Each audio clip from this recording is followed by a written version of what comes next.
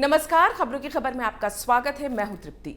Ukraine और रूस के बीच छिड़ी जंग के बीच जिस खबर ने भारतीयों को गर्व करने और पाकिस्तानियों को शर्मिंदा किया, वो थी पाकिस्तानी नागरिकों को अपनी जान बचाने के लिए भारत का झंडा उठाकर भारत माता की जय बोलना।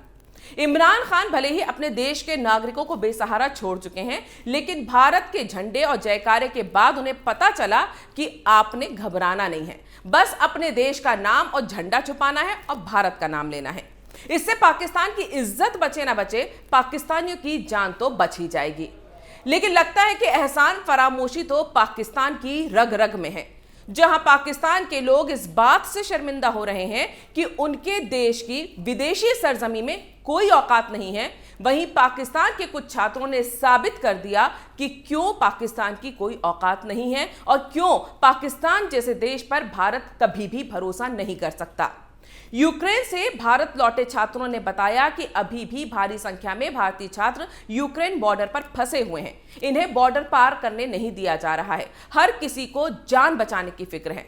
लेकिन इन हालात में भी पाकिस्तानी अपनी हरकतों से बाज नहीं आ रहे।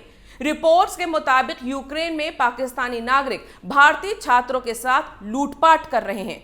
पाकिस्तान के अलावा नाइजीरिया के स्टूडेंट्स भी इसी तरह की हरकतें कर रहे हैं। यानी जिस भारत के झंडे तले ये यूक्रेन के जंग के मैदान से अपनी जान बचाकर निकल रहे हैं, उसी भारत के छात्रों से बॉर्डर पर पहुंचकर उनसे मारपीट करके लूटपाट कर रहे हैं। जरा सोचकर देखिए कि किन हालातों में ये भारतीय छात्र यूक्रेन के अलग अलग इलाकों से बमबारी के बीच बॉर्डर तक पहुंचे होंगे, जहां इन्हीं के देश के तिरंगे का सहारा लेकर पहुंचे पाकिस्तानी छात्र इन भारतीय छात्रों की मदद करने के बजाय इनसे लूटपाट कर रहे हैं। तो कैसे इन पाकिस्तानियों पर भरोसा किया जाए? भारत तो आजादी के बाद से ही पाकिस्तान की ये एहसान फरामोशी झेल रहा है। अब यूक्रेन में फंसे भारतीय छात्रों को भी इसका एहसास हो गया होगा, जो आने वाली पीढ़ियों के लिए भी एक नसीहत है कि वो किस पर भरोसा करें और किस पर ना।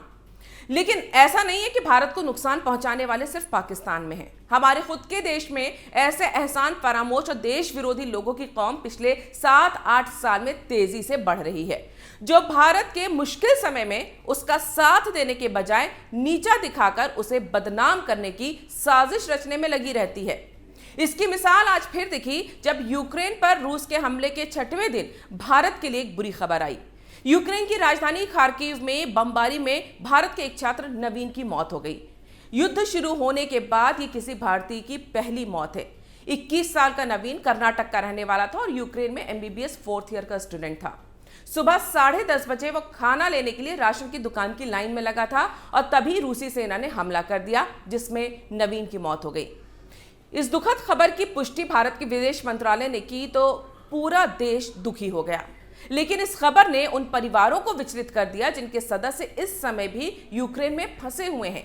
ऐसे में उनके लिए सिर्फ भारत सरकार उम्मीद की किरण है, जो लगातार ऑपरेशन गंगा के तहत वहां से भारतीयों को निकालने के काम में जुटी है। लेकिन जैसा कि मैंने आपको बताया कि भारत को नुकसान पहुंचाने वाले सिर्फ पाकिस्तान में नहीं हैं, बल्कि हमारे देश में भी तेजी से पनप रहे हैं। जहां एक तरफ चीन और पाकिस्तान जैसे देशों ने अपने नागरिकों को यूक्रेन में मरने के लिए छोड़ दिया, वहां भारत सरकार के अपने नागरिकों को सुरक्षित निकालने के प्रयासों की दुनिया भर में तारीफ हो रही है। हर देश को पता है कि भारत कितनी मुस्तैदी से अपने इवैक्यूएशन ऑपरेशन में लगा है।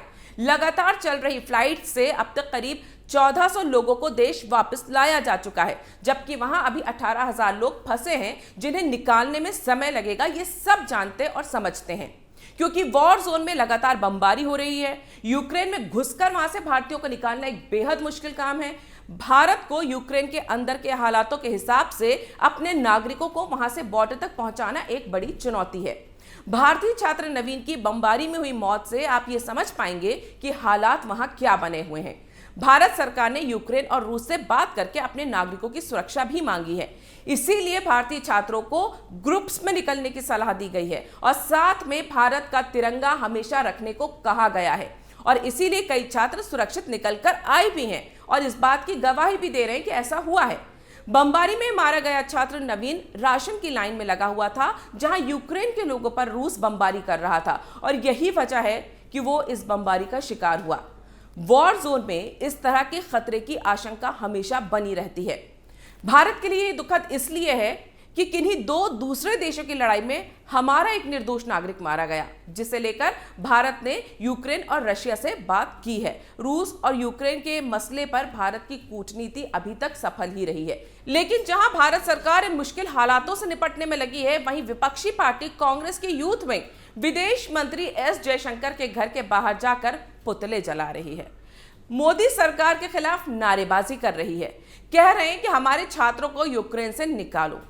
मतलब कमाल है, इन्हें विदेश मंत्री के घर की जगह एयरपोर्ट जाना चाहिए, जहां यूक्रेन से छात्रों को लगातार वापस लाया जा रहा है। उनका स्वागत करना चाहिए, उनका हौसला बढ़ाना चाहिए और अपनी आंखों से देखना चाहिए कि भारत सरकार क्या क्या कर रही है। उसके बाद इन्हें खुद के पुतले जला लेने चाहिए। यूक्रेन में करीब 18,000 भारतीय फंसे हैं। अब इनके नेता की तरह आलू डालकर सोना बनाने जैसा आसान काम तो है नहीं कि पलक झपकते हो जाए। राहुल गांधी ट्विटर पर भारत सरकार को बता रहे हैं कि एक एक मिनट कीमती है, जैसे अगर वो नहीं बताते तो भारत सरकार को पता ही नहीं चलता। वैसे उनके ट्वीट करने से पहले ही भारत सरकार ने सख्ती के साथ यूक्रेन और रूस के एम्बेसडर को कीव में फंसे भारतीयों को जल्दी से जल्दी सेफ पैसेज देने के लिए कह दिया था। वहीं शिवसेना की प्रियंका चतुर्वेदी ने ट्वीट करके दावा किया कि उन्हें मालूम चला है कि भारतीयों को पोलैंड की सीमा में घुसने नहीं दिया जा रहा है, तो पोलैंड के राजदूत ने कहा कि प्रियंका चतुर्वेदी फेक न्यूज फैला रही हैं। पोलैंड की सरकार ने किसी भारतीय को आने से नहीं रोका। पोलैंड राजदूत के ट्वीट के बाद प्रियंका चतुर्वेदी को जमकर मिर्ची लग गई। उन्होंने दावा किया कि जैसे पोलैंड के राजदूत कह रहे हैं, उन्हें वैसा नहीं पता चला है। दुर्भाग्यवश उनकी बातों को फेक न्यूज बताया जा रहा है। प्रियंका चतुर्वेदी ने ट्वीट में लिखा कि मुझे उन बच्चों का नंबर और नाम साझा करते हुए खुशी होगी जो वहां फंसे हुए हैं, और मैं इस चीज को सराहूंगी अगर आप फेक न्यूज का रोना छोड़कर उन बच्चों तक पहुंचने का प्रयास करें। तो पोलैंड के राजदूत ने ट्वीट किया कि अगर वो कह रही हैं तो उन बच्चों की लिस्ट ट्विटर पे ना देकर इंडियन पोलैंड को भेजें, जो इस समय मामले को कोऑर्डिनेट कर रहे हैं और इस मामले में मदद कर सकते हैं। उन्होंने बताया कि वो लोग लगातार पोलैंड में भारतीयों के संपर्क में हैं। मतलब पोलैंड के राजदूत को भी समझ में आ गया कि भारत की विपक्षी पार्टियों को देश और उसके नागरिकों से कोई मतलब नहीं है। वो सिर्फ ट्विटर पर अपनी मोदी विरोधी राजनीति कर रहे हैं। अब आप यहाँ पे सोच रहे होंगे कि ये खबरें तो आ रही हैं कि बॉर्डर से घुसने नहीं दिया जा रहा है पोलैंड की, तो वहां पे बात यह है कि वहां पोलैंड सरकार मना नहीं कर रही है, बल्कि यूक्रेन की सेना रोक रही है। वो तय कर रही है कि कौन बॉर्डर पार करेगा, कौन नहीं करेगा। इस वजह से ये दिक्कत आ रही है। वहीं मोदी विरोधी प्रोपेगेंडा मीडिया इस छानबीन में लगा है कि कहां से भारत को दुनिया भर में बदनाम करने वाले मुद्दे ढूंढे जाएं, जिससे उसकी महानता के नाम पर मोदी को मिल रही वाहवाही कम हो जाए। तो यूक्रेन में मारे गए छात्र नवीन की मौत को मुद्दा बना रहे हैं वो। क्या इससे ज्यादा शर्मनाक कुछ हो सकता है? जिस परिवार ने अपना बेटा खो दिया, कम से कम उनकी भावनाओं को अपने गंदे प्रोपेगेंडा के लिए इस्तेमाल तो ना करें। कहने का मतलब यह है कि जैसे पाकिस्तान के कुछ नागरिक भारत के तिरंगे का सहारा लेकर जान बचाकर उसी भारत के छात्रों के साथ लूटपाट कर रहे हैं, ठीक वैसे ही भारत के अंदर भी कई मोदी विरोधी कुंठित लोग भारत में रहकर यहां की सुख सुविधाएं भोगते हुए अपने ही देश की मर्यादा को धूमिल कर रहे हैं और नफरत की आग में जलते हुए देश की जड़ों को खोखला कर रहे हैं। अगर आपको ये वीडियो पसंद आया है तो इसे लाइक करें, शेयर करें और कैपिटल टीवी को सब्सक्राइब करें।